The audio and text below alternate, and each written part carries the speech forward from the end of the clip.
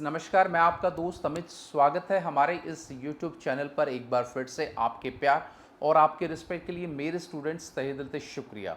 Guys, आज की इस वीडियो के अंदर हम लोग बात करेंगे कि जो बच्चे 2025 के अंदर हरियाणा की किसी भी यूनिवर्सिटी से, MDU चौधरी रणवीर सिंह यूनिवर्सिटी से अपने बीएड फर्स्ट ईयर और सेकेंड ईयर एडिशनल या रीअपीयरमेंट के एग्ज़ाम देंगे, तो उन बच्चों के लिए ये वाला वीडियो बहुत खास है। क्योंकि इस वीडियो के अंदर हम लोग डिस्कशन करेंगे कि 90% मान के चलिए कि स्टूडेंट को पता ही नहीं है कि किन कारण से क्या है बच्चों की एग्ज़ाम के अंदर रीअपीयरमेंट आती है। और कोई ज़्यादा बहुत बड़े कारण नहीं है, बच्चा पढ़ाई भी बहुत अच्छी करता है, सब कुछ अच्छा करता है, उसके बाद भी बच्चे की रीअपीयरमेंट आ जाती है। तो कुछ ऐसी मिस्टेक हैं जो हम लोग एग्ज़ाम के टाइम में करते हैं, जिसके कारण ये सारा का सारा जो प्रॉब्लम है वो खड़ा हो जाता है। तो इसी के लिए मैं कुछ 3-4 पॉइंट्स आपको बताऊंगा जो एग्ज़ाम के टाइम आप लोगों को बहुत ध्यान रखना है, जिसके कारण क्या आप लोगों की रीअपीयरमेंट क्या है वो बिल्कुल भी नहीं आएगी और बहुत अच्छे नंबर से क्या है आप लोग पास होंगे। तो वीडियो में आगे बढ़ने से पहले एक छोटा सा अनाउंसमेंट। तो हमने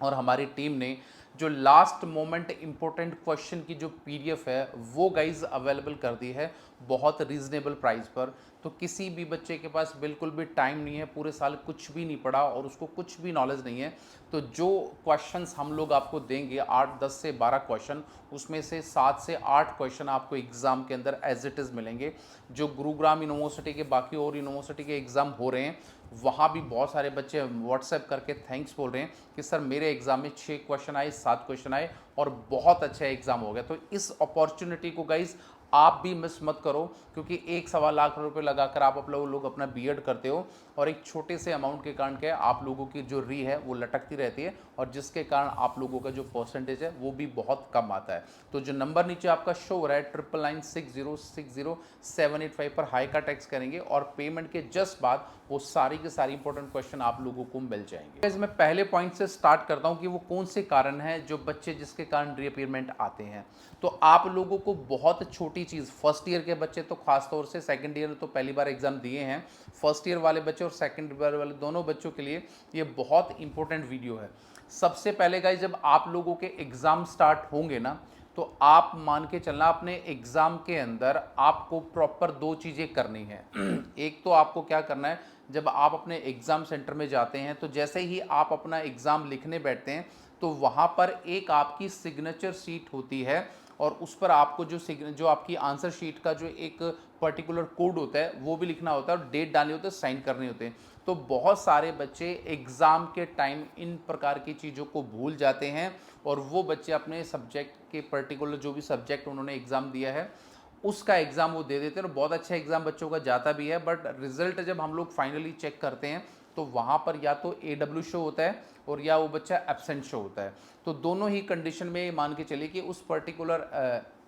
एग्ज़ाम के अंदर आपकी एब्सेंट लग गई है और वो वाला एग्ज़ाम आपको दोबारा देना पड़ेगा। तो गाइस, कितने भी आप अपने एग्ज़ाम के अंदर बिजी हैं, कितना भी टाइम आपके पास नहीं है, कुछ भी नहीं आता आपको, पर जो आपको सिग्नेचर है अपनी सिग्नेचर शीट के ऊपर और जो एक पर्टिकुलर आंसर शीट पर आपका नंबर का कोड दिया जाता है वो आपको मेंशन करना बहुत ज़रूरी है और ये सबसे प्राइमरी चीज़ है। इसके बिना आप लोगों को एग्जामिनेशन सेंटर से निकलना ही नहीं है, नहीं तो उस सारी की सारी मेहनत क्या है वो आप लोगों की वेस्ट हो जाएगी और जिसके लिए आप लोगों को प्रॉब्लम आएगा।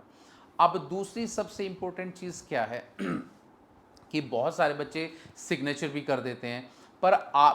जब आप लोगों को आंसर शीट मिलती है तो बाकी और सारी डिटेल बच्चे फुल कर लेते हैं। बच्चे या तो अपना रोल नंबर गलत लिख देते हैं, 1 या 2 नंबर का कुछ भी है, या अपना रोल नंबर क्या है उसको मेंशन ही नहीं करते, गलती बच्चों से हो जाती है। तो गाइज, इस प्रकार की सिचुएशन में भी अगर आपने रोल नंबर को गलत मेंशन किया है, अगर आपने अपना रोल नंबर जो मेन आपका फाइनल रोल नंबर आता है एडमिट कार्ड पर वो आपने नहीं लिखा, तो यकीन मानिए गाइस, आप उस एग्ज़ाम को रीअपीयरमेंट या फेल ही समझे, कितना भी अच्छा एग्ज़ाम आपने क्यों ना दिया हो, क्योंकि उस एग्ज़ाम को कोई भी चेक नहीं करेगा और इतने एग्ज़ाम के अंदर किसी को नहीं पता चलेगा ये किस बच्चे का एग्ज़ाम है और ना ही कोई यूनिवर्सिटी में इस प्रकार की चेकिंग आप लोगों की करेगा। तो इसीलिए ये जो पहली बात मैंने आपको बताई है कि इसको भी, सिग्नेचर वाली बात को भी ध्यान रखना है और जो तीसरा आपका रोल नंबर है वो भी अच्छे तरीके से क्या है आप लोगों को मेंशन करना है, जिसके कारण इन फ्यूचर आप लोगों को कोई दिक्कत या प्रॉब्लम ना हो। ये वाला पॉइंट भी क्या है सबसे इम्पोर्टेंट पॉइंट है।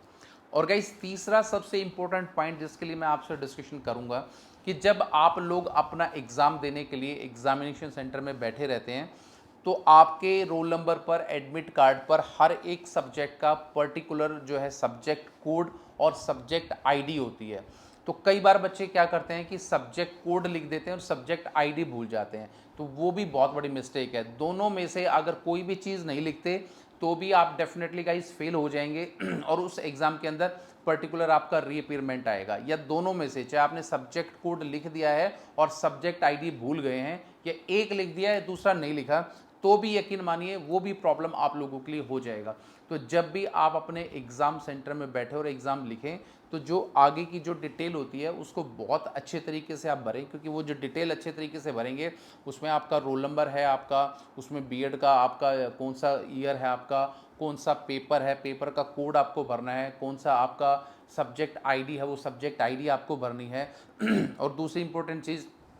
ये सारा का सारा आप लोगों को अच्छे तरीके से क्या है उसको फिल करना है। तो ये वाला भी पॉइंट आप लोगों के लिए बहुत इंपॉर्टेंट है और इस वाले पॉइंट को भी आपको अपने एग्जाम में बहुत ध्यान देना है और इसी के बेस पे क्या आप लोगों के अच्छे नंबर बनेंगे। अब गाइस फोर्थ पॉइंट ये है कि जब आपने अपना कोड भी फिल कर दिया, आपने अपना सब्जेक्ट कोड भी लिख दिया, आपने अपना रोल नंबर भी लिख दिया और आपने अपना शीट पर प्रॉपर जो है सिग्नेचर भी कर दिया, सब कुछ काम आप लोगों ने बहुत अच्छे तरीके से कर दिया, बट जब आप लोगों के